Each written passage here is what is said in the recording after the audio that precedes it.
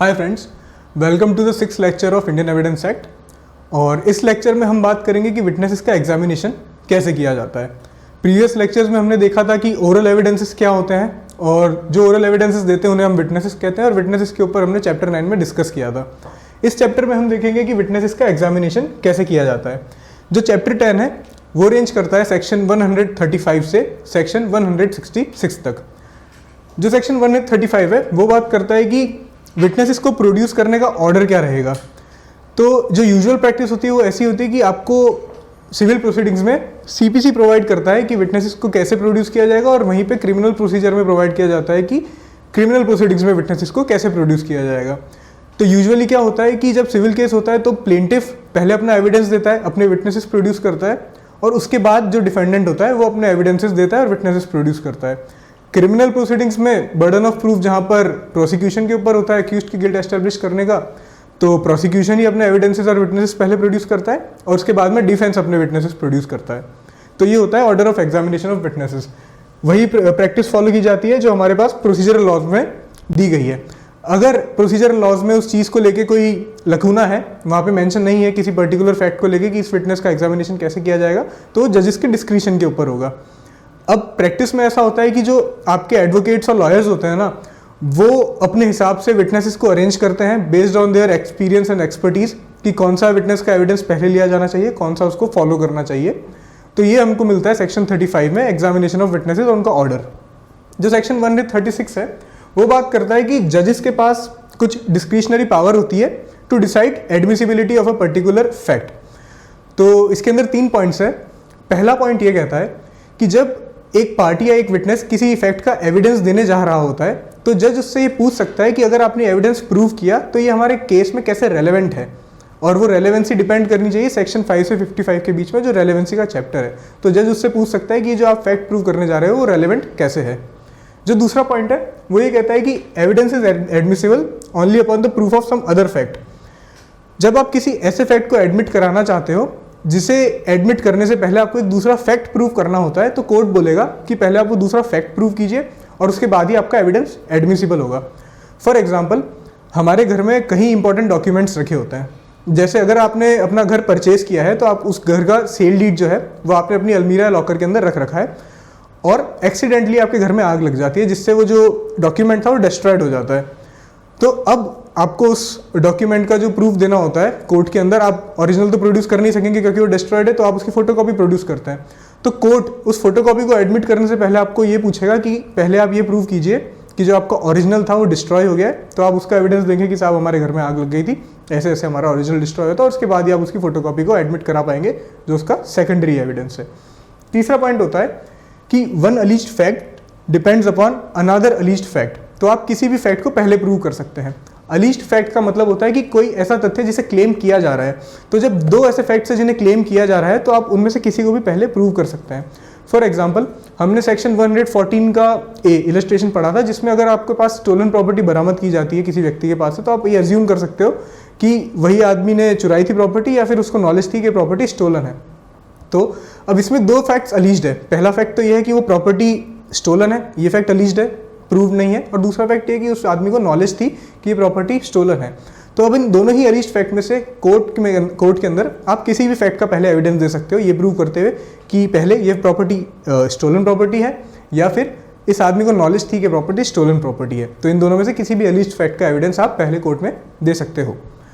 अब हम आगे बात करेंगे कि एग्जामिनेशन की टाइप्स क्या होती है और एग्जामिनेशन का ऑर्डर क्या होता है। तो सेक्शन 137 और 138 है, उनको साथ में पढ़ा जाता है। वहाँ पे हमें पता पड़ता है कि एग्जामिनेशन 3 प्रकार के होते हैं: examination in chief, cross examination और re examination. Examination in chief का मीनिंग होता है ऐसा एग्जामिनेशन जो उस पार्टी के द्वारा कंडक्ट किया जाता है जिसने अपने विटनेस को बुलाया होता है, और इसका ऑब्जेक्ट ये होता है कि record the testimony for which he is called. Usually parties जो विटनेस को बुलाती है उनका ऑब्जेक्टिव ये होता है कि जो विटनेस होगा वो कुछ ऐसे फैक्ट्स का एविडेंस देगा जो उनके फेवर में होंगे, और देयरफॉर सबसे पहले एग्जामिनेशन इन चीफ कराया जाता है। जो एविडेंस उसे देने के लिए बुलाया गया है वह एविडेंस दे, और उसके बाद में जो फॉलो करता है वो होता है क्रॉस एग्जामिनेशन। क्रॉस एग्जामिनेशन का पर्पस होता है कि जिस विटनेस ने टेस्टिमनी दी है उसकी वेरिसिटी को हम परख सके, उसकी सत्यता को हम जांच सके, उसकी क्रेडिबिलिटी क्या है इन्फॉर्मेशन की, उसको हम क्वेश्चन कर सके। और री एग्जामिनेशन ऐसा एग्जामिनेशन होता है जो पार्टी ने ओरिजिनली विटनेस को बुलाया होता है वही कंडक्ट करती है। इसका पर्पज़ ये होता है कि अगर क्रॉस एग्जामिनेशन के अंदर कोई नया पॉइंट उजागर होता है तो उसको रिबट करना, उसको एक्सप्लेन करना री एग्जामिनेशन में किया जाता है, और री एग्जामिनेशन के बाद अगर क्रॉस एग्जामिनेशन की फिर से ज़रूरत होती है तो एडवर्स पार्टी वो भी सीख कर सकती है।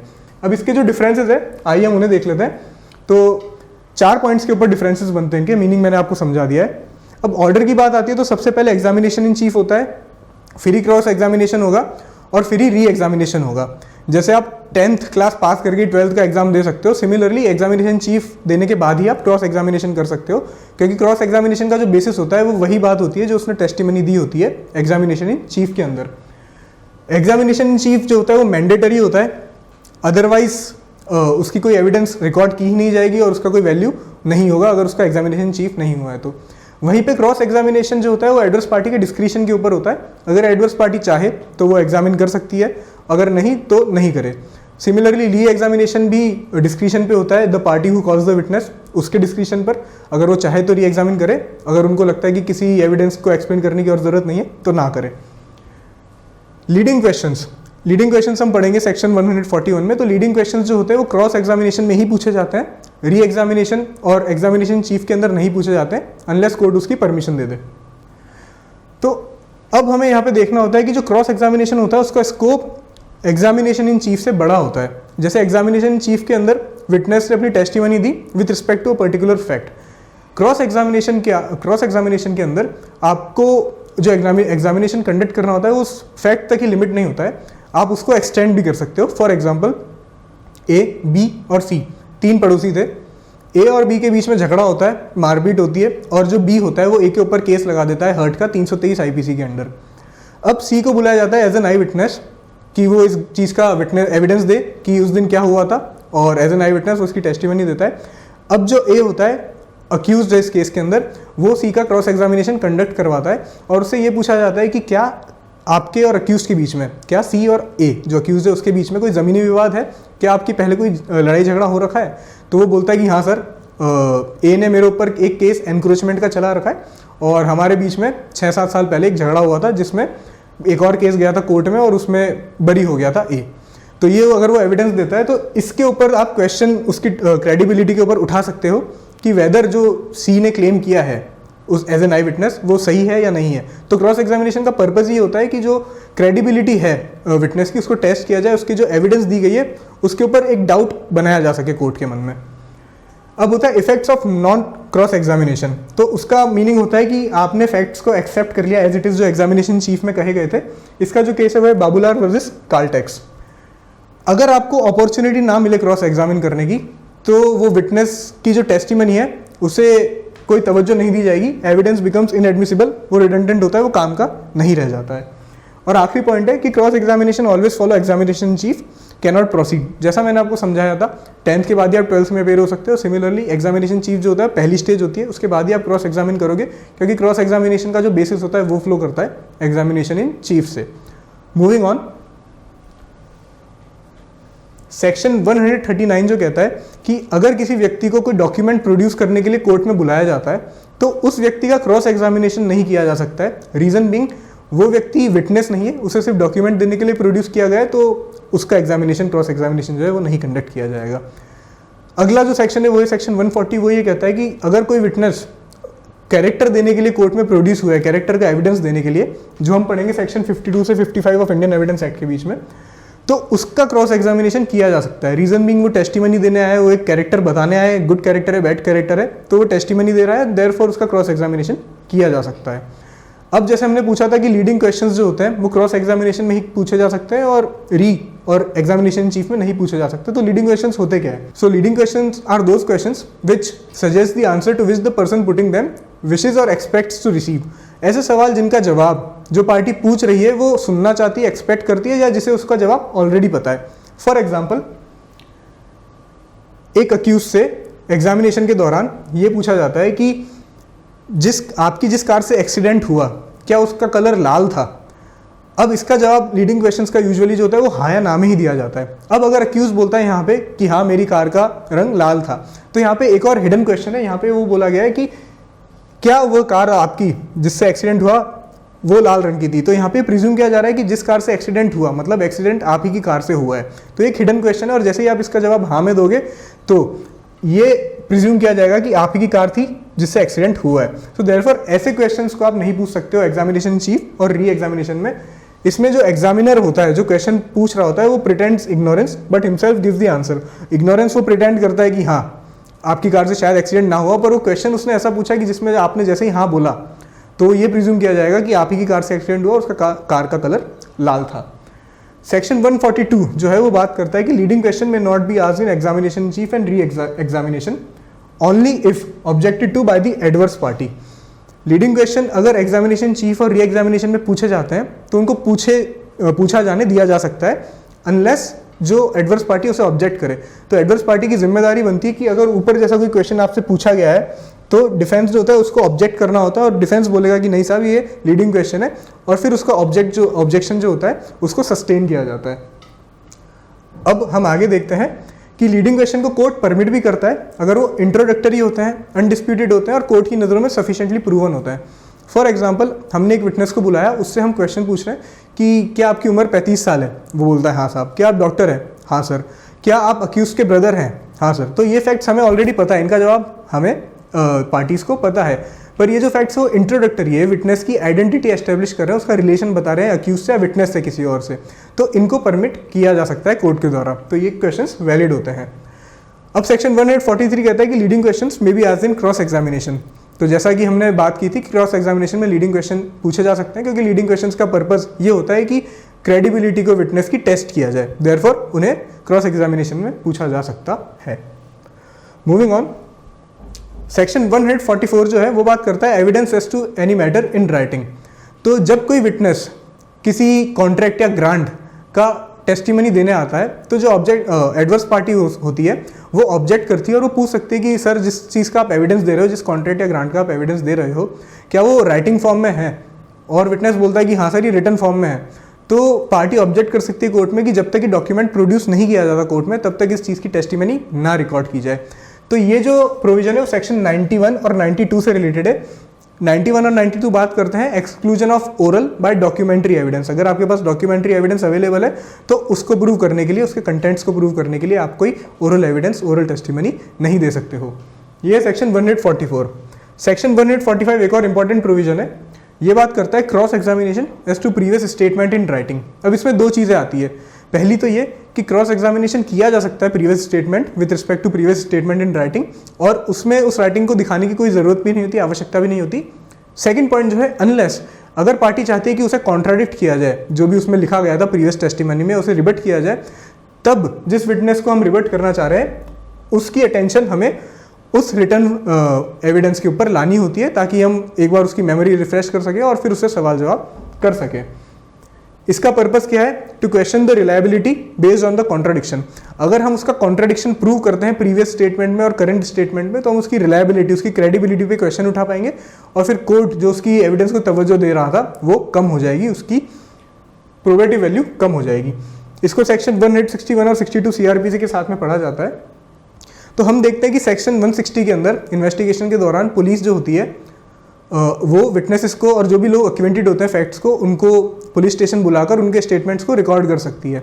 सेक्शन 161 में कहा गया है कि उन्हें रिकॉर्ड किया जा सकता है और सेक्शन 162 में कहा गया है कि उन स्टेटमेंट्स को हम लेटर स्टेज पे सेक्शन 145 के अंदर कॉन्ट्राडिक्ट कर सकते हैं। उन्हें कोरेबोरेट नहीं कर सकते पर कॉन्ट्राडिक्ट कर सकते हैं। कॉन्ट्राडिक्ट कर सकते हैं मतलब आगे जब स्टेजेस, जब वो मजिस्ट्रेट के पास स्टेटमेंट्स रिकॉर्ड किए जाएंगे 164 में, तब हम उनसे क्वेश्चन कर सकते हैं उसके बेसिस के ऊपर और उन्हें कॉन्ट्राडिक्ट किया जा सकता है कि सर पहले तो आपने ये कहा था और अब आप ये कह रहे हो, तो आपकी टेस्टिमनी जो है वो रिलायबल नहीं है, क्रेडिबल नहीं है, दोनों सेम चीज़ नहीं बोल रहे हो आप। ठीक है, अब इन्हें हम कोरेबोरेट करने को क्यों नहीं अलाउ करते हैं?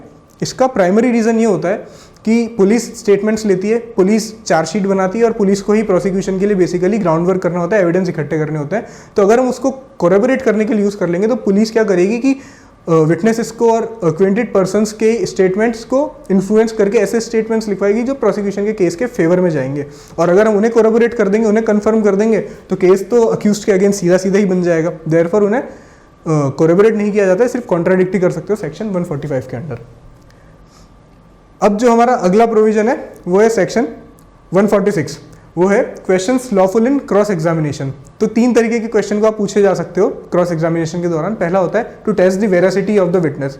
वेरासिटी मतलब सत्यता परखना, क्या वो सही कह रहा है, क्या वो झूठ कह रहा है। दूसरा क्वेश्चन होता है to discover who is and what is position in life is. Who is का मतलब उसकी आइडेंटिटी को पता करना और उसका रिलेशनशिप जो भी पार्टीज के साथ है उसे पता करना कि कहीं दोनों पार्टीज जो हैं वो एक दूसरे के खिलाफ उनका कोई बैकग्राउंड तो नहीं है, पहले से उनके बीच में कोई दुश्मनी तो नहीं थी, और ऐसी आइडेंटिटी को एस्टेब्लिश करना जिससे हम उसके क्रेडिट को थोड़ा शेक कर पाए। और जो तीसरा पॉइंट है स्लाइड में दिख नहीं रहा है वो है to impeach the credit of the witness by shaking his credibility. ठीक है, उसका विटनेस का जो क्रेडिट है उसको हमको इम्पीच करना है, उसकी क्रेडिबिलिटी को शेक करके बेस्ड ऑन सच फैक्ट्स कि प्रीवियस जो भी हम रिलेशनशिप बता सकते हैं पार्टीज़ की कि हाँ दोनों के बीच में नहीं बनती थी, झगड़ा था, दुश्मनी थी, कोई प्रीवियस केस था, प्रीवियस एक्यूजेशंस थे, इन सब चीज़ों को इस्तेमाल करते हुए हम बता सकते हैं कि जो पार्टी है वो क्रेडिबल नहीं है, उसका क्रेडिट नहीं है और वो पहले के झगड़े के चलते हुए अब हमारे एक्यूज के खिलाफ में अपने एविडेंसेस दे रही है, देयरफॉर उसके ऊपर विश्वास नहीं किया जाए। तो ये सेक्शन 146। नाउ मूविंग ऑन, जो हम अगला सेक्शन पढ़ेंगे 146 के साथ में वो है सेक्शन 153। तो हमने 146 में पढ़ा था कि ऐसे क्वेश्चन क्रॉस एग्जामिनेशन में पूछे जा सकते हैं जो वेरासिटी को टेस्ट करते होंगे विटनेस की। अब इनके रिस्पांस में जो भी आंसर्स विटनेस देता है तो उनके लिए उनको कॉन्ट्राडिक्ट करते हुए हम एविडेंस को एक्सेप्ट नहीं करते हैं। अब ये सुनने में तो अजीब लगता है कि एविडेंस को एक्सेप्ट तो करना चाहिए, पर इसका रीज़न होता है कि हम क्यों नहीं करते। तो हमने बेसिक प्रिंसिपल्स में पढ़ा था एविडेंस एक्ट के शुरू में कि evidence of subject matter shall only be given, मतलब सब्जेक्ट मैटर से रिलेटेड ही एविडेंस देना चाहिए। और अगर हम विटनेसेस के स्टेटमेंट्स को भी कॉन्ट्राडिक्ट करने लग जाएंगे तो वो जो हमारा जो केस है वो एंसिलरी चीज़ों पे शिफ्ट हो जाएगा, डिले होता जाएगा, जस्टिस का जो ऑब्जेक्ट है वो डिफीट हो जाएगा। और दूसरी बात ये है कि केस जो है वो प्रोलॉन्ग होता जाएगा और एक ही केस के अंदर एक सब केस शुरू हो जाएगा बेसिकली, कि हम उसकी परजुरी को साबित करने लग जाते हैं। तो इसके अंदर ये कहा जाता है कि एविडेंस नहीं लिया जाएगा ऐसी चीज़ को कॉन्ट्राडिक्ट करने के लिए। हाउएवर आप उसके ऊपर एक परजरी का केस चला सकते हो बाद में, जो सेक्शन 191 से फ्लो करता है एविडेंस एक्ट की, कि अगर आपने फॉल्स एविडेंस दिया है तो एक सेपरेट ट्रायल चलेगा, सेपरेट प्रोसिक्यूशन होगा और वहाँ पर इस चीज़ का एविडेंस लिया या दिया जा सकता है। इसके 2 एक्सेप्शंस है। अगर विटनेस से पूछा गया है कि क्या वो प्रीवियसली कन्विक्ट था और वो मना कर देता है और आपके पास रिकॉर्ड है कि ये प्रीवियसली कन्विक्ट था, तो आप उसका एविडेंस दे सकते हो कि साहब ये प्रीवियसली कन्विक्ट था। इसका आपके पास रिकॉर्ड कैसे होगा कि जेल का कोई सर्टिफिकेट होता है, प्रीवियस जजमेंट होता है जहाँ पे सज़ा दी जाती है, वो आप कोर्ट में पेश करोगे तो ऐसे प्रूफ होगा कि प्रीवियसली कन्विक्ट है। दूसरा, अगर उससे पूछा जाए इम्पार्शलिटी के ऊपर कि क्या ए, बी और सी, जैसा हमने नेबर्स का एग्जाम्पल लिया था, झगड़ा हो जाता है ए और बी के अंदर और सी एज एन आई विटनेस वहाँ पे जाता है कोर्ट में, तो सी से पूछा जाता है क्या ए और आपके बीच में पुराना कोई झगड़ा था, पुरानी कोई दुश्मनी थी, और सी नहीं बताता है कि हमारे बीच में एक ज़मीनी विवाद है, एनक्रोचमेंट का केस है और पहले भी हमारा झगड़ा हो रखा है, सी एविडेंस नहीं देता है, तो कोर्ट के अंदर उस चीज़ को कॉन्ट्रैक्ट करते हुए इनका एविडेंस दिया जा सकता है ताकि उसकी इम्पार्शलिटी जो है उसको हम टेस्ट कर सके। अब प्रीवियस कन्विक्शन और इम्पार्शलिटी का एविडेंस इसलिए हम एक्सेप्ट करते हैं क्योंकि ये विटनेस की टेस्टिमनी और विटनेस की क्रेडिबिलिटी को काफ़ी हद तक कम करता है, देयरफॉर ये नेसेसरी एविडेंस हो जाते हैं, इसलिए हम इनको एक्सेप्ट करते हैं। अगला जो हमारा प्रोविजन है वो है section 147, when witnesses shall be compelled to answer. हमने सेक्शन 132 पढ़ा था, उसके अंदर विटनेस को हम कंपेल तो कर सकते हैं पर उसको सर्टेन प्रोटेक्शंस देनी पड़ती है। तो जब कोर्ट को लगता है कि केस ऐसा है जिसके अंदर हमारे पास कोई और विटनेसेस अवेलेबल नहीं है, कोई और टेस्टिमनीज नहीं है, कोई और एविडेंस नहीं है जिससे हम इस केस के अंदर कन्विक्शन पा सके और जो अक्यूज है उसे सज़ा दिला सके, तब 132 की प्रोटेक्शन किसी विटनेस को दी जाएगी और फिर विटनेस अपना एविडेंस देगा जिसके तहत चलते उसको प्रोसिक्यूटिव अरेस्ट नहीं किया जाएगा, पर उसकी टेस्टिमनी के बेसिस पे जो अक्यूज्ड आदमी है उसके खिलाफ एविडेंस जुटाए जाएंगे, कोरोबोरेशन और कंफर्मिटी उसके साथ साबित की जाएगी और उसके ऊपर कन्विक्शन उसको हम देंगे। तो अगर कोर्ट को लगता है कि मैटर ऐसा है कि हमारे पास कोई और एविडेंस नहीं है और सेक्शन 132 अप्लाई करना ही पड़ेगा, तभी विटनेस को कंपेल करते हैं एविडेंस देने के लिए। तो यह सेक्शन 147।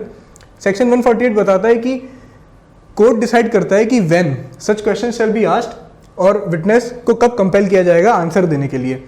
तो जब ऐसे क्वेश्चंस पूछे जाते हैं जो विटनेस के कैरेक्टर को क्वेश्चन करते हैं, तो ये क्वेश्चंस तब प्रॉपर होते हैं कि जब ऐसा इम्प्यूटेशन, ऐसा एलिगेशन को उसके कैरेक्टर पे लगाया गया हो जो उसकी टेस्टिमनी को बहुत ग्रेवली इफेक्ट करेगा, तो उन्हें तो हम प्रॉपर कहते हैं। Truth of imputation would seriously affect there credit, ठीक बात है। और 2 केसेस में हम इन्हें इम्प्रॉपर कहते हैं। पहला तो ये है कि इम्प्यूटेशन इतने पुराने समय की बात करता है कि वो अब रेलेवेंट नहीं रहा। फॉर एग्जाम्पल, जैसा मैंने यहाँ पे लिख रखा है, जैसा कि मैंने यहाँ एग्जाम्पल दे रखा है कि एक प्रेजेंट केस है जिसमें एक व्यक्ति आई विटनेस होता है मर्डर के केस का, ठीक है। कोर्ट के अंदर एज ए विटनेस वो प्रेजेंट होता है, वो अपना ब्यौरा देता है, उसकी टेस्टिमनी को रिकॉर्ड किया जाता है, फिर उससे सवाल पूछा जाता है कि क्या आप प्रीवियसली कन्विक्ट थे, और वो बोलता है कि हाँ साहब मैं था, 30 साल पहले चोरी के केस में 1 साल में जेल की सज़ा काट के आया था। अब वो जो इम्प्यूटेशन है वो इतना इंपॉर्टेंट नहीं है इस केस के अंदर, इतना ग्रेवली अफेक्ट नहीं करता उसकी क्रेडिबिलिटी को, क्योंकि वो तो just happen to be a witness in that case. उसने कुछ फ्रेमिंग नहीं की थी, वो तो एक बाय पासर कह लो या फिर कुछ भी, एक बाय स्टैंडर था रोड पे, उसने ऑफेंस होते हुए देखा, उसका ब्यौरा दिया, और उस 30 साल पहले अगर वो कन्विक्ट भी हुआ था तो इन चीज़ों के बीच में कोई रिलेशन नहीं है, रिमोट है। दूसरी, improper if there is great disproportion between imputation and importance of evidence. अब एक आदमी से एविडेंस लिया जा रहा है ऑन अ पर्टिकुलर डेट, कि आपने एक लेटर पोस्ट किया था, और वो बोलता है कि हाँ सर मैंने पोस्ट किया था। अब उसके ऊपर जो अपोजिट पार्टी होती है वो ये इम्प्यूटेशन लगाती है कि सर इसको तो गैम्बलिंग की आदत है और ये पिछले ही साल 10 लाख रुपए हारा भी था।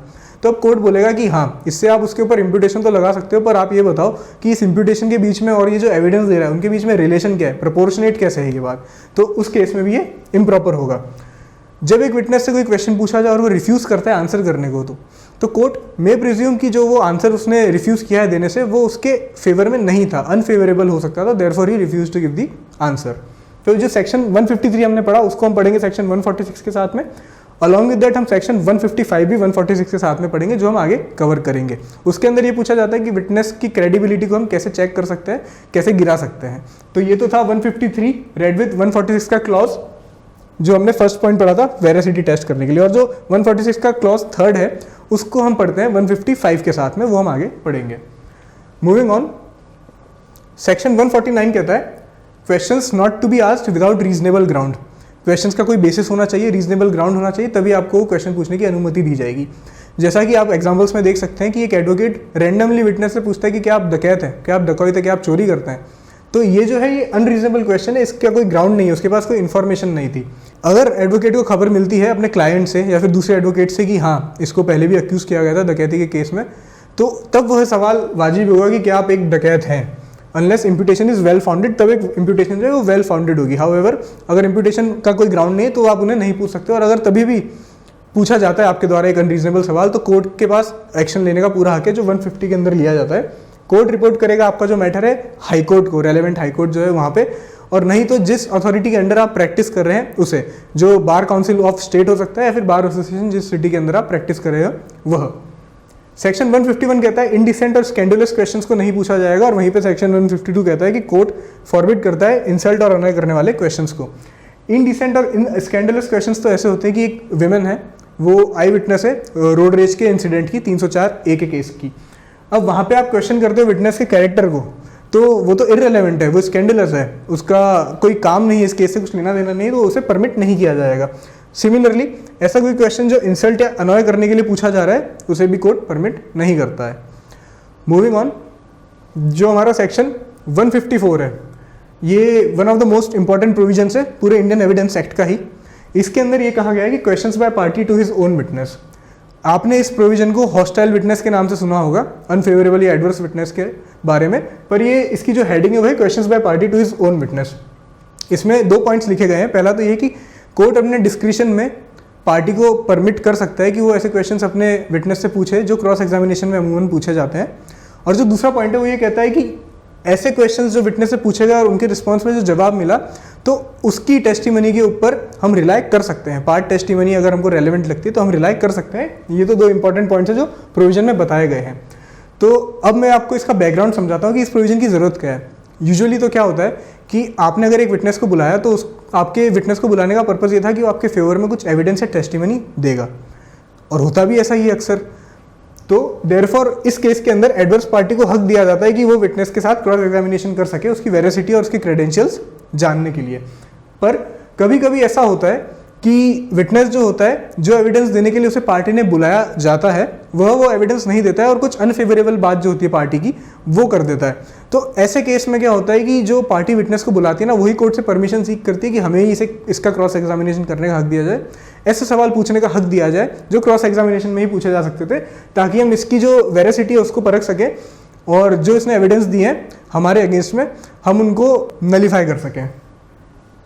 अब जो विटनेस हॉस्टाइल विटनेस होता है उसका मतलब क्या होता है? हॉस्टाइल विटनेस को आप एडवर्स विटनेस या अनफेवरेबल विटनेस भी बुला सकते हो। इसका ये पेटेंट अर्थ नहीं है कि हॉस्टाइल विटनेस ने झूठ बोला है, इसका जो मेन अर्थ होता है, जो मीनिंग है हॉस्टाइल विटनेस का, वही होता है कि जो विटनेस को बुलाया गया था एविडेंस देने के लिए, उसने वो टेस्टिमनी तो नहीं दी, वो एविडेंस तो नहीं दिया, परंतु उसकी जगह दूसरा एविडेंस दे दिया जो पार्टी के लिए अनफेवरेबल था। अब ये सच भी हो सकता है, ये झूठ भी हो सकता है। तो हॉस्टाइल विटनेस वह व्यक्ति होता है जो पार्टी के अगेंस्ट में एविडेंस देता है। अब हॉस्टाइल विटनेस को कैसे एक विटनेस को हॉस्टाइल घोषित किया जाता है, तो उसके 3 तरीके होते हैं कि कब विटनेस हॉस्टाइल बनता है। तो पहले मैं आपको एक यूजुअल प्रैक्टिस बताता हूँ क्या होती है हॉस्टाइल होने की, कि क्रिमिनल मैटर्स जब होते हैं तो 161 के अंदर पुलिस जो होती है वो विटनेस को बुलाती है 160 में, और 161 में उसके स्टेटमेंट्स को रिकॉर्ड करती है। तो जैसा जैसा ब्यौरा पुलिस को मिलता है, पुलिस रिकॉर्ड करती है, और ये जो ब्यौरा होता है वो विटनेस देता है straight out of the events, क्योंकि ये रिसेंट प्रैक्टिस होती है। ऑफेंस होने के कुछ समय बाद ही पुलिस उन्हें बुलाती है और उनके स्टेटमेंट्स रिकॉर्ड करती है, और उसके बेसिस पे चार्जशीट बनती है। तो विटनेस ने जो देखा होता है, जो होता है, उसका सीधा सीधा ब्यौरा देता है, और in most of the cases वो सच बोल देता है। तो उसके स्टेटमेंट रिकॉर्ड हो गए। अब चार्जशीट फाइल होने के बाद में जब केस शुरू होता है, तब क्या होता है कि 164 के एविडेंस रिकॉर्ड करने का मौका मिलता है, वो मजिस्ट्रेट के सामने रिकॉर्ड होता है। तो 161 के जो पुलिस के सामने एविडेंस हुए और जो मजिस्ट्रेट के सामने एविडेंस हुए, उनमें कुछ महीने या कुछ सालों तक का टाइम लग जाता है। तो इस बीच क्या होता है, जो डिफेंस होता है, डिफेंस अप्रोच करता है उस विटनेस को, उसको इन्फ्लुएंस करने की कोशिश करता है, ब्राइब कर सकता है या फिर इन्फ्लुएंस कर सकता है किसी और तरीके से। तो अगर डिफेंस वो करने में सक्सेसफुल हो जाता है, काफ़ी केसेस में हो भी जाता है, तो उस केसेस के अंदर जो विटनेस होता है वो कोर्ट में अपीयर होता है, और वो ऐसी टेस्टिमनी देता है जो अपोज करती है 161 की टेस्टिमनी को। तो 164 के अंदर वो ऐसे स्टेटमेंट्स बताता है जो 161 से कोरोबोरेट नहीं करते हैं, और ऐसे में जो प्रोसिक्यूशन होता है वो डीम करता है कि साहब इसको हॉस्टाइल करार दिया जाए और हमें इसका क्रॉस एग्जामिनेशन करने का मौका दिया जाए। तो ये होती है जनरल प्रैक्टिस। अब एक तरीका और क्या होता है कि जो विटनेस होता है 161 में उसने एविडेंस तो दे दिए, अपने स्टेटमेंट्स दे दिए, अब केस चलता है लंबा और विटनेस को बार बार कोर्ट जाना पड़ता है। तो विटनेस चाहता है कि मैं इस झमेले में ना पड़ूँ केस के, और जल्द से जल्द मैं फ्री हो जाऊँ केस से। तो वो कोर्ट में जाता है, और जो उसने पहले बयान दिया होता है उससे वो मुकर जाता है, और वो हॉस्टाइल डिक्लेयर हो जाता है, ताकि वो केस से छूट सके। तो खुद को हॉस्टाइल डिक्लेयर करवा देता है। तीसरा तरीका ये होता है, जैसा मैंने एग्जाम्पल दिया है, कि 2 पार्टीज़ के बीच में केस तो हो गया, ग्रीवियस हर्ट का केस हुआ, सपोज मारपीट हुई, फ्रैक्चर हो गया एक पार्टी का, तो उसने केस कर दिया। अब ऐसे केसेस में क्या होता है कि हीट ऑफ द मोमेंट में आप केस कर देते हो, पर एक लेटर स्टेज पे जाके दोनों पार्टीज़ के बीच में जो होता है डिस्प्यूट का रेजोल्यूशन हो जाता है। और उस केस में क्या होता है कि केस तो इनिशिएट हो गया है, तो तब जो विक्टिम होता है वो अपने विटनेसेस को कहता है कि हमारे बीच में रिजोल्यूशन हो गया है, और आपने जो टेस्टिमनी दी थी, आपने जो स्टेटमेंट्स दिए थे इनिशियली, उससे आपको पलटना है और आपको बयान ऐसे देने जैसे हम आपको बता रहे हैं। तो उस केसेस में भी विटनेस हॉस्टाइल हो सकता है। तो ये तरीके थे 3 जिनमें विटनेस को आप हॉस्टाइल कर सकते हो। अब इसके ऊपर हम कुछ केसेस देख लेते हैं। तो ये इंपॉर्टेंट केसेस हैं, आपको ध्यान में रखने होंगे। इसमें एक आ गया गुरा Singh versus state of Rajasthan. इसमें एक आ गया था कि सिर्फ एक विटनेस के हॉस्टाइल डिक्लेयर हो जाने पर उसकी जो टेस्टिमनी होती है वो अपना वेट लूज नहीं करती है।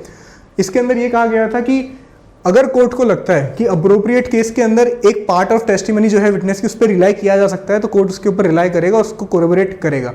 मीनिंग आपने विटनेस को तो हॉस्टाइल करवा दिया, लेकिन कोर्ट को लगता है कि 161 के जो स्टेटमेंट्स थे उनमें कहीं ना कहीं सच था, और जो स्टेटमेंट्स थे वो वेरासिटी भी बता रहे हैं, और वो जो बाकी फैक्ट्स और सर्कमस्टेंसेस थे केस के, उनके साथ प्रॉपरली कंफर्म हो रहे हैं, कोरोबोरेट कर रहे हैं। तो कोर्ट उनमें से थोड़ी सी पार्ट टेस्टिमनी को ड्रॉ करके अपना जजमेंट जो है, अपनी इन्फरेंस जो है वो बना सकता है। पेरीमल वर्सेस स्टेट ऑफ त्रिपुरा के अंदर ये कहा गया था कि conviction can be based upon the testimony of hostile witness. इसका भी अर्थ यही है कि अगर विटनेस के एविडेंस में आपको सत्यता दिखती है, तो कोर्ट जो है उसके हॉस्टाइल होने के कारण ही उसके एविडेंस को डिस्कार्ड नहीं करेगा, पार्ट ऑफ इस एविडेंस पे रिलाई करके और बाकी फैक्ट्स को कोरोबोरेट करके, सफिशिएंटली कोरोबोरेट मतलब बाकी फैक्ट्स पूरा एक ही तरफ इंडिकेट करने चाहिए, और वहीं पे उसकी हमें टेस्टिमनी का भी पार्ट मिल जाता है जो मिसिंग लिंक होता है, तो हम उसमें से इन्फरेंस ड्रॉ कर सकते हैं और उसके बेसिस पे कन्विक्शन दे सकते हैं। तो ये कहा गया था पेरीमल वर्सेस स्टेट ऑफ त्रिपुरा के केस में। अब जो हमारा सेक्शन 55 है, तो मैंने कहा था कि हम इससे पढ़ते हैं सेक्शन 146 के क्लॉज 3 के साथ में इम्पीचिंग क्रेडिट ऑफ विटनेस। तो एडवर्स पार्टी करती है क्रेडिट इम्पीच विटनेस का। 3 तरीके होते हैं इसका क्रेडिट इम्पीच करने के। पहला तरीका तो ये होता है कि किसी ऐसे व्यक्ति को कोर्ट में प्रस्तुत किया जाए जो अपनी प्रायर नॉलेज से ये कह सके कि ये जो विटनेस आपको एविडेंस दे रहा है वो अनवर्दी ऑफ क्रेडिट है। फॉर एग्जाम्पल, आपकी एक कॉलोनी है ABC कॉलोनी, उसके अंदर 10 घर हैं, और एक घर के अंदर जो मालिक हैं उनकी रेपुटेशन थोड़ी ख़राब है, वो लोगों से उधार लेते हैं, पैसा चुकाते नहीं है, और कॉलोनी में यही सब बात करते हैं कि ये साहब ने हमारा भी पैसा लिया है, हमारा भी पैसा लिया है और चुकाया नहीं है। अब वह व्यक्ति कोर्ट के अंदर एक विटनेस बन के आता है एक चेक बाउंस के केस में किसी विक्टिम या किसी पार्टी की तरफ से। तो आप जो अक्यूज होते हैं उस केस के अंदर वो प्रोड्यूस करते हैं ऐसा विटनेस जो उस कॉलोनी का व्यक्ति होगा, वो बताएगा कि सर हमारी कॉलोनी में इस व्यक्ति की ये रेपुटेशन है कि ये तो खुद लोगों का पैसा लेता है उधार और चुकाता नहीं है, तो अब ये आपको क्या सच बताएगा। तो ये हमने एविडेंस दिया ऐसे पर्सन का जो अपनी नॉलेज से टेस्टिफाई कर सकता है कि जो आपने विटनेस प्रोड्यूस किया कोर्ट में वो क्रेडिट के वर्दी नहीं है।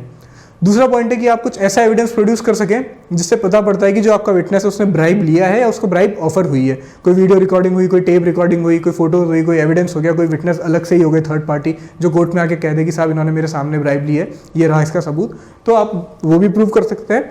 और तीसरा पॉइंट ये है कि by proof of formal statement inconsistent with any part of his testimony A is accused of murder of B. C testify करता है कि डाइंग डिक्लेरेशन में बी ने ये कहा था कि ए ने मेरा मर्डर किया है, और एक प्रीवियस इंस्टेंस पे सी ने ये कहा था कि डाइंग डिक्लेरेशन में बी ने कुछ नहीं बोला, बी ने ये डिक्लेयर नहीं किया कि उसका मर्डर किसने किया है। तो अब ये उसकी बात में जो इनकंसिस्टेंसी है इसको आप प्रूफ कर सकते हो, और इसके प्रूव होने पर जो उसकी क्रेडिबिलिटी है वो कम हो जाएगी और उसका जो क्रेडिट है उसको आप इम्पीच कर सकोगे।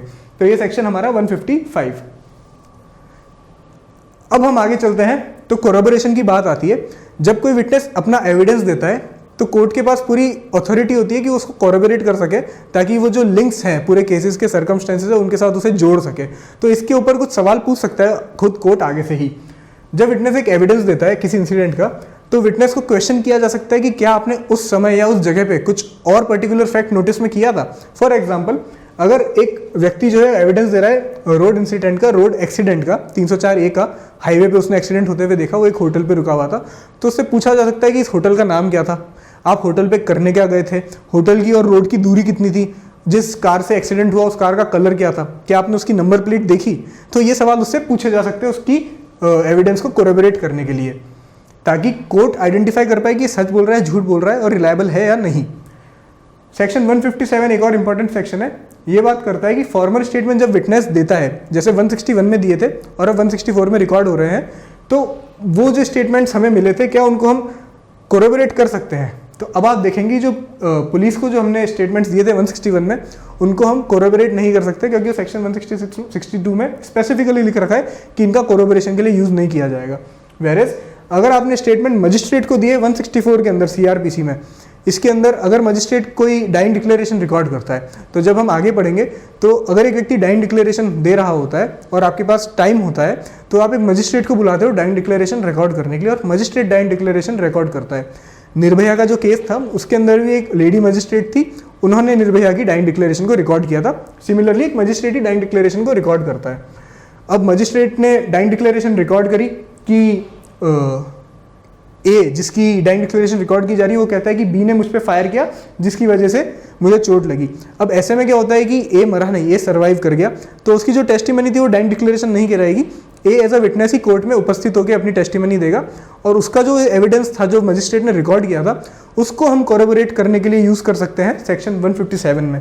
जब ए कोर्ट में प्रेजेंट होकर टेस्टिमनी देता है ना कि मेरे ऊपर बी ने गोली चलाई थी जिससे मुझे ग्रीवियस हर्ट हुआ, जिस अटेम्प्ट टू मर्डर का केस अगर चल रहा है, तो तब वह एविडेंस काम में आएगा जो उसने पहले मजिस्ट्रेट को दिया था एज ए डाइंग डिक्लेरेशन, जो कि डाइंग डिक्लेरेशन एंड में नहीं प्रूव हुई और उसने वो टेस्टिमनी बाद में वापस दी। तो उनको कोरबोरेट करते हुए कोर्ट इन्फरेंस ड्रॉ कर सकता है।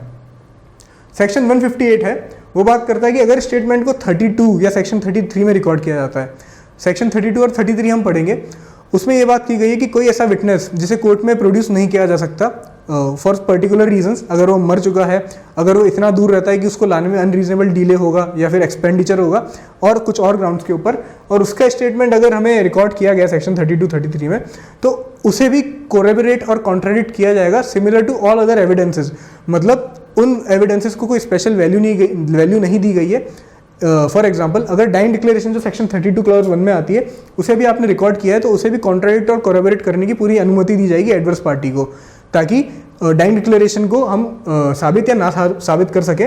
और इसमें मीनिंग ये है कि डाइंग डिक्लेरेशन को और बाकी 32 और 33 के एविडेंस को हमने आम एविडेंस जो नॉर्मल एविडेंस होते हैं उनसे ऊपर का दर्जा नहीं दे रखा है, ऑल एविडेंसेस को इक्वली हमने कंसीडर किया गया है। देयरफॉर उनको भी कोरबोरेट और कॉन्ट्राडिक्ट करने का मौका देना चाहिए, क्योंकि एडवर्स पार्टी का हक होता है कि वो किसी फैक्ट को क्रॉस एग्जामिन कर सके। तो एडवर्स पार्टी के पास पूरा हक होना चाहिए कि वो उस फैक्ट्स जो भी 32 और 33 के अंदर हमने रिसीव किए उन्हें डिस्क्रेडिट कर सके। तो ये हमारा कोरबोरेशन का पार्ट, और कोरबोरेशन के ऊपर भी सीधा क्वेश्चन बन सकता है मेंस के अंदर। तो 156, 157 और 158 आपको वहाँ पे लिखने होते हैं। नाउ मूविंग ऑन, जो हमारा अगला सेट ऑफ प्रोविजन है वो है रिफ्रेशिंग मेमोरी ऑफ विटनेस। ये भी इंपॉर्टेंट सेट है, मेंस में काम का है। इसके अंदर सेक्शन 159 से 161 तक बात करते हैं। सेक्शन 159 जो है वो ये कहता है कि विटनेस को एग्जामिनेशन के दौरान अपनी मेमोरी रिफ्रेश करने का मौका दिया जाएगा। तो इसमें यह कहा गया कि जब एक विटनेस को एक पर्टिकुलर ट्रांजैक्शन के रिलेटेड क्वेश्चंस पूछे जा रहे हैं तो उसको पूरा अधिकार दिया जाएगा कि अगर उस ट्रांजैक्शन पे उसने कुछ एंट्री की थी, उसने कहीं कुछ लिखा था, राइटिंग बनाई थी, नोट्स बनाए थे, वो उन्हें रेफर कर सके। फॉर एग्जाम्पल, आप अपनी दुकान के अंदर एक मैनुअल रखते हो खाते की, जिसके अंदर दिन के अंदर जो भी बेच या खरीद होती है उसकी आप एंट्रीज करते हो। अब विटनेस को with respect to that examine किया जा रहा है, तो उसको पूरा हक होगा कि वो उस एंट्रीज को एक बार रेफर कर सके, ताकि वो बता सके जवाब कि हाँ साहब मैंने ये एंट्री इस दिन की थी और हाँ ये एंट्री जो है वो मेरे द्वारा ही की गई है। एक्सपर्ट जो होते हैं वो अपनी मेमोरी को रिफ्रेश कर सकेंगे अपनी प्रोफेशनल ट्रीटीज को रेफर करते हुए। अगर एक्सपर्ट जो होते हैं वो कुछ ऐसा ट्रीटीज लिखते हैं या जो उन्होंने पढ़ी होती है, जो उन्होंने लिखी होती है, तो वो उनको रिफर करते हुए भी उसका एविडेंस दे सकते हैं। कोर्ट अगर परमिट करे तो ऐसा राइटिंग जो भी विटनेस ने लिखा है वो उसकी कॉपी को भी रिफर कर सकता है। हाउएवर कोर्ट को सेटिस्फाई करना होगा कि ओरिजिनल मेरे पास नहीं है, कॉपी ही अवेलेबल है, तो कोर्ट उसे परमिट कर देगा कि ठीक है कॉपी को भी आप रिफर कर सकते हो। और जो सेक्शन 160 है वो बात करता है कि testimony to the fact stated in the document. ऐसा कोई फैक्ट जो भी डॉक्यूमेंट में स्टेटेड था, जो भी हमने एंट्री की बात करी कि विटनेस आया, उसने अपनी डॉक्यूमेंट के अंदर जो भी लेजर था उसकी एंट्रीज को उसने टेस्टिमनी दी, उसको वेरीफाई किया, तो वो ये भी टेस्टिमनी दे सकता है कि ये जो एंट्रीज है ये करेक्ट है, करेक्ट रिकॉर्ड की गई है, क्योंकि उसकी नॉलेज में यही एंट्रीज है, उन्हें रिकॉर्ड भी ऐसे ही किया गया है।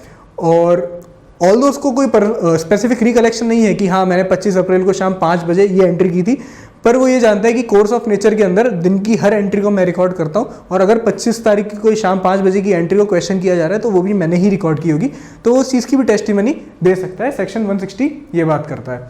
सेक्शन 161 कहता है कि अगर विटनेस को रिफ्रेश करने का मौका दिया गया है किसी भी राइटिंग को देखते हुए, तो एडवर्स पार्टी को भी उसको इंस्पेक्ट करने का अधिकार होगा, और इंस्पेक्ट करने के बाद में एडवर्स पार्टी उसके ऊपर क्रॉस एग्जामिन कर सकती है फॉर द ऑब्वियस रीजंस, उसकी वेरासिटी और उसकी क्रेडिबिलिटी को चेक करने के लिए। तो ये था हमारा रिफ्रेशिंग मेमोरी ऑफ विटनेस का सेगमेंट। अगला जो सेगमेंट है हमारा प्रोविजंस का वो है प्रोडक्शन ऑफ डॉक्यूमेंट्स। सेक्शन 162, 163 और 164 बात करते हैं प्रोडक्शन ऑफ डॉक्यूमेंट से। तो 162 ये कहता है कि अगर कोर्ट ने किसी विटनेस को एक डॉक्यूमेंट प्रोड्यूस करने के लिए कंपेल किया है, ऑर्डर किया है, तो विटनेस को वह डॉक्यूमेंट जो है कोर्ट में प्रोड्यूस करना ही पड़ेगा, और अगर कोई ऑब्जेक्शन है भी तो भी उसे डॉक्यूमेंट प्रोड्यूस करना पड़ेगा, और उस ऑब्जेक्शन के ऊपर कोर्ट बाद में डिसाइड करेगा। हमने सेक्शन 123 पढ़ा था जिसमें अनपब्लिश्ड स्टेट अफेयर्स की बात की गई थी। अनपब्लिश्ड स्टेट डॉक्यूमेंट्स का एविडेंस नहीं दिया जाएगा, परंतु अगर कोर्ट ने उन्हें उनकी पेशकश मांगी है तो उनकी पेशकश करनी हो सकती है। और फिर अगर कोर्ट को ये रियलाइज होता है कि ये ऐसे डॉक्यूमेंट्स हैं जो अनपब्लिश्ड हैं, स्टेट अफेयर से डील करते हैं, स्टेट सिक्योरिटी से डील करते हैं, तब कोर्ट उनका एविडेंस देने से इनकार कर सकता है। The validity of such objection shall be decided by the court. Court inspect करेगा, उसकी एडमिसिबिलिटी को चेक करेगा, और कोर्ट को लगता है कि इसको एक्सेप्ट करना चाहिए तो एक्सेप्ट करेगा, और कोर्ट को लगता है कि इसका एविडेंस नहीं दिया जाना चाहिए ऑब्जेक्शन को ध्यान में रखते हुए, तो कोर्ट उसका एविडेंस नहीं एक्सेप्ट भी करेगा। इसका जो केस है वो है Raj Narayan versus Indira Gandhi. Documents pertaining to matter of state may be examined in appropriate cases. जो हमने 123 में पढ़ा था वही बात है कि अगर कोर्ट को लगता है कि अप्रोप्रिएट केस है तो स्टेट के डॉक्यूमेंट्स को भी एग्जामिन किया जा सकता है। सेक्शन 163 है वो ये कहता है कि giving as evidence of document call for and produced on notice. अगर एक पार्टी ने दूसरी पार्टी को नोटिस देते हुए कहा कि XYZ डॉक्यूमेंट आप कोर्ट में प्रोड्यूस करो, फॉर एग्जांपल एक सेल डिस्प्यूट है ज़मीन की सेल का, ए ने बी को कहा कि जिस सेल डीड से हमने इस ज़मीन का सौदा किया उसे आप प्रोड्यूस करो, और बी उसे प्रोड्यूस कर देता है नोटिस के ऊपर, तो ए की ये जिम्मेदारी होगी आफ्टर इंस्पेक्शन कि उसे एविडेंस में दिया जाए और अगर उसे रिबट नहीं किया गया है तो वो एविडेंस जो होगा वो एडमिसिबल होगा कोर्ट में। ये कहता है सेक्शन 163। 164 जो है वो कहता है कि using as evidence of document the production of which was refused on notice. अब सेक्शन 163 में हमने नोटिस तो दिया था सेल डीड प्रोड्यूस करने के लिए, लेकिन जो बी है उसने सेल डीड प्रोड्यूस ही नहीं किया, तब जो पार्टी ने सेल डीड मांगा था उसके पास यह हक हो जाता है कि वो इस चीज़ का सेकेंडरी एविडेंस दे सकती है। फॉर एग्जांपल ओरिजिनल तो आपने प्रोड्यूस नहीं किया तो आप उसकी फोटोकॉपी दे दोगे, तो फोटोकॉपी के ऊपर कोर्ट अपना जजमेंट जो है वो कैरी कर सकता है। पर एक लेटर स्टेज पे ए को लगता है कि नहीं यार अब तो केस मेरे अगेंस्ट में होता जा रहा है और अब मुझे डॉक्यूमेंट प्रोड्यूस करना चाहिए, तब अगर वो डॉक्यूमेंट प्रोड्यूस करता है तो उसको कोर्ट की परमिशन लेनी पड़ेगी या फिर एडवर्स पार्टी जो है उसकी परमिशन लेनी पड़ेगी, तभी वो डॉक्यूमेंट को प्रोड्यूस कर पाएगा। ये होता है सेक्शन 154। तो मूविंग ऑन, जो हमारा नेक्स्ट प्रोविजन है वो है section 165, one of the most important provisions of Indian evidence act. ये बात करता है कि जजेस पावर टू पुट क्वेश्चंस और ऑर्डर प्रोडक्शन ऑफ डॉक्यूमेंट। इसका सीधा सीधा ऑब्जेक्ट ये है कि हम जस्टिस तक पहुंच पाए, और इसी वजह से अगर पार्टीज जो होती है वो फेल होती है कोई एविडेंस प्रोड्यूस करने में, कोई विटनेस प्रोड्यूस करने में, कोई पर्टिकुलर क्वेश्चनिंग करने में, तब जज ये अपनी पावर एक्सरसाइज कर सकता है, ऐसे सवाल पूछ सकता है, ऐसे डॉक्यूमेंट्स का प्रोडक्शन मांग सकता है जिससे जस्टिस की डिलीवरी हो सके। इसके अंदर 3 पॉइंट्स हैं।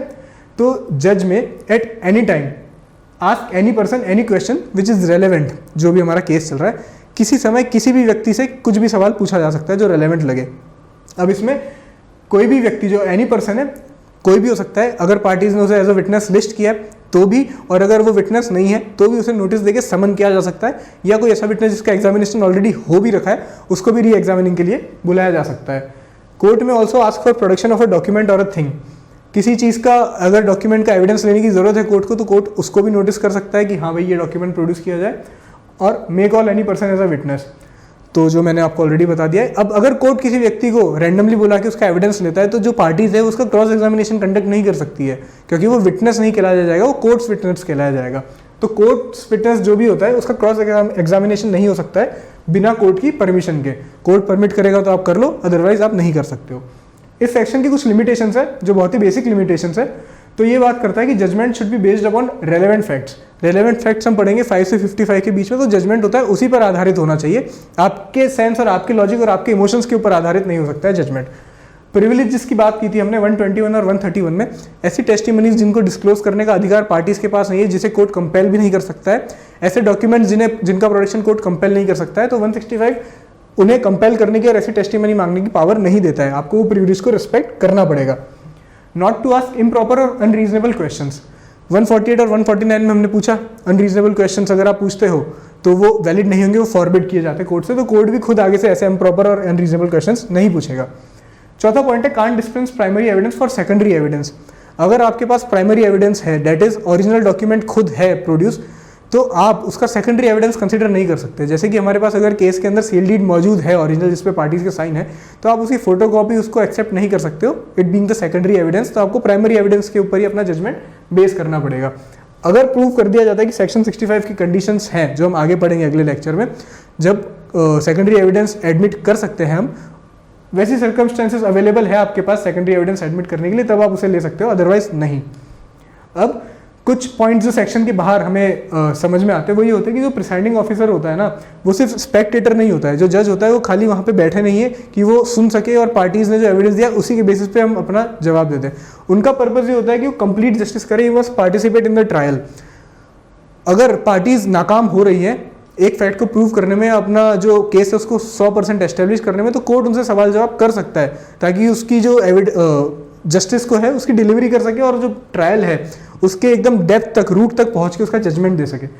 जो क्वेश्चनिंग होती है वो यूजुअली की जाती है जब पार्टीज अपने विटनेसेस को प्रोड्यूस करके अपना एग्जामिनेशन कंप्लीट कर लेती है, एग्जामिनेशन इन चीफ, क्रॉस और री एग्जामिनेशन। उसके बाद में आप क्वेश्चंस कर सकते हो जो भी गैप्स रह जाते हैं उन्हें फिल करने के लिए। सेक्शन 165 जो है वो कॉम्प्लीमेंट्री है कोर्ट की पावर के अंदर सेक्शन 311 ऑफ सीआरपीसी। तो जब हम सेक्शन 311 पढ़ते हैं सीआरपीसी का, उसमें ये लिखा जाता है कि कोर्ट अपने डिस्क्रिप्शन से किसी भी ऐसे व्यक्ति को एज अ विटनेस बुला सकता है उसका एविडेंस लेने के लिए। अगर वो कोर्ट में मौजूद है तो ठीक है, नहीं तो समन भेज के बुला सकते हैं। विटनेसेस जिनका एग्जामिनेशन हो रखा है उन्हें रीसमन करके बुला सकते हैं, उन्हें रिकॉल किया जा सकता है, उनके एविडेंस लिए जा सकते हैं, ऐसे क्वेश्चंस पूछे जा सकते हैं जो कोर्ट को रेलेवेंट लगते हैं।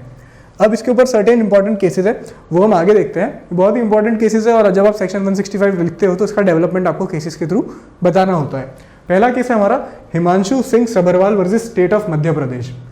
Object of section 165 is to enable court to arrive at the truth where parties fail to produce necessary evidence. जैसा कि मैंने आपको बताया, जब पार्टीज नाकाम हो जाती है अपने विटनेसेस और डॉक्यूमेंट्स को ठीक तरीके से एस्टेब्लिश करने में और कहीं ना कहीं लैकूनास रह जाते हैं उनकी केसेस के अंदर, तब कोर्ट जस्टिस डिलीवरी के लिए क्वेश्चनिंग और 165 की पावर्स को यूज कर सकता है। जेबी रॉय वर्सेस स्टेट के अंदर ये कहा गया था कि कोर्ट विटनेसेस को सुओ मोटो, मतलब डिस्क्रिशन के एक्सरसाइज में खुद भी बुला सकता है, और अगर पार्टी एप्लीकेशन कोई देती है, पार्टी बोलती है कि साहब इस विटनेस को बुलाया जाए, तब भी कोर्ट बुला सकता है। गोपाल झुंझुनवाला वर्सेस श्री शिवराज तेजा चौधरी 2008 का केस है। इसके अंदर ये कहा गया था कि सेक्शन 311 और 165 एविडेंस एक्ट का है इसके अंदर ये बात की गई है कि विटनेसेस को आप किसी भी समय एग्जामिन कर सकते हो। हाउएवर जो इनके बीच का डिफरेंस है वो ये है कि 311 के अंदर आप डॉक्यूमेंट का प्रोडक्शन नहीं मांग सकते हो, वेरेज 165 के अंदर जो कॉम्प्लीमेंट्री है उसके अंदर आप डॉक्यूमेंट भी मांग सकते हो।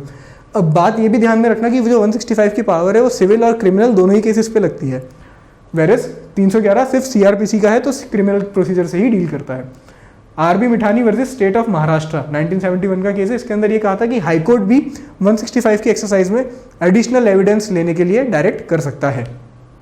जो हमारा सेक्शन 166 है इस चैप्टर का लास्ट सेक्शन है, वो ये कहता है कि जूरी और असेसर के पास भी पावर होती है क्वेश्चन पुट करने की with the leave of the court.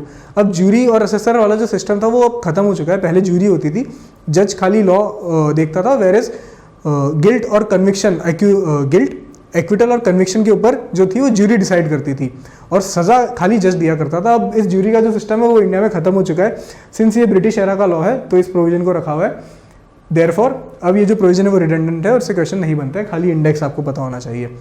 तो ये था हमारा chapter 10 examination of witness section 135 से 136 तक।